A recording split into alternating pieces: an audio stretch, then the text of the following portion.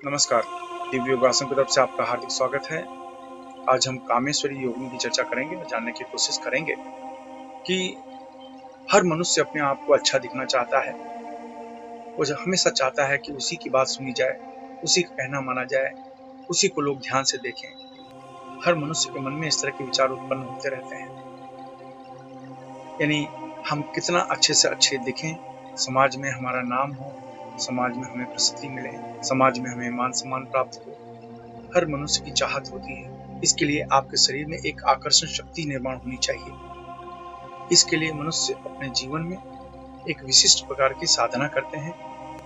वो साधना का नाम है कामेश्वरी योगिनी साधना। इस साधना के अनेकों लाभ मिलते हैं, जैसे कि उम्र का प्रभाव शरीर पर कम हो जाता है, चेहरे की झुर्रियां कम होने लगती हैं, शरीर की कमजोरी धीरे धीरे नष्ट होने लगती है, चेहरे का तेज बढ़ने लगता है, आत्मविश्वास बढ़ने लगता है, आप में आकर्षण शक्ति दिनों दिन बढ़नी शुरू हो जाती है, उम्र के साथ जोश और उत्साह बढ़ने लगता है, पति पत्नी तथा प्रेमी प्रेमिका में प्रेम बढ़ने लगता है, प्रेमी प्रेमिका में होने वाले तनाव व विवाद भी नष्ट होने लगते हैं। यानी हर तरीके से शारीरिक सुख, मानसिक सुख और आध्यात्मिक सुख की प्राप्ति होती है। यह मंत्र आपके अंदर की आकर्षण शक्ति को इतना प्रबल बना देता है कि सामने वाला इसके प्रभाव से बच ही नहीं पाता। तो अब जानते हैं इस साधना का अभ्यास कैसे करें।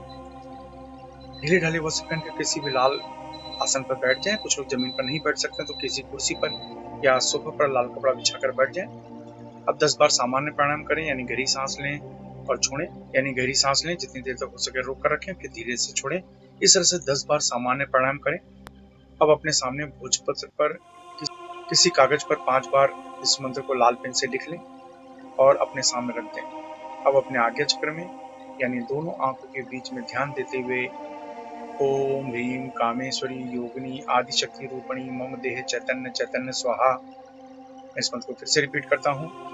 ओम ह्रीं कामेश्वरी योगिनी आदिशक्ति रूपणी मम देह चैतन्य चैतन्य स्वाहा। इस मंत्र का उपांशु जाप करें, यानी धीमी आवाज में जाप करें, यानी आपकी आवाज आपके कमरे से बाहर जाने न पाए। इस तरह से इस मंत्र का अभ्यास 11 माला रोज करें। यह 9 दिन का अभ्यास है। आप इस मंत्र को किसी भी माला से जाप कर सकते हैं। साधना समाप्त होने के बाद किसी को फल या भोजन का दान करें। याद रखें, पैसे दान न करें।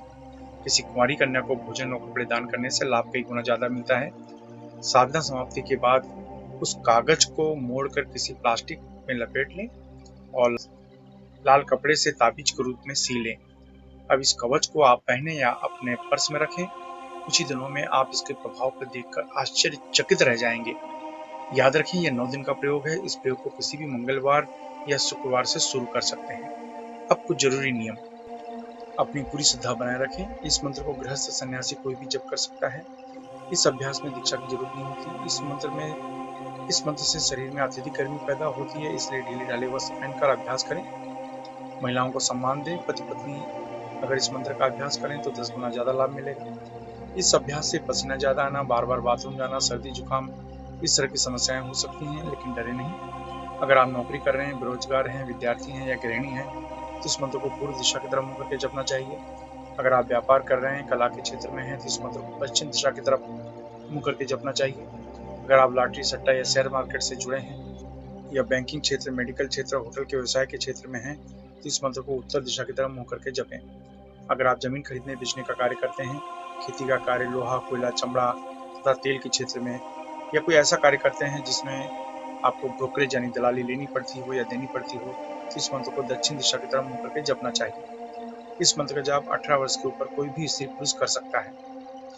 याद रखें, जब भी आप कोई अच्छे कार्य की शुरुआत या संकल्प करते हैं तुरंत कोई न कोई अड़चने आनी शुरू हो जाती है, इसलिए प्रबल संकल्प के साथ अभ्यास करें। इस मंत्र का जाप सूर्यास्त के बाद करें तो लाभ ज्यादा मिलेगा। धूम्रपान, मद्यपान, व्यसन, मांसाहार से बचें। ब्रह्मचर्य का पालन करें। मासिक धर्म की समस्या में महिलाएं 3 से 5 दिन का गैप करके फिर इसको आगे कंटिन्यू कर सकती हैं।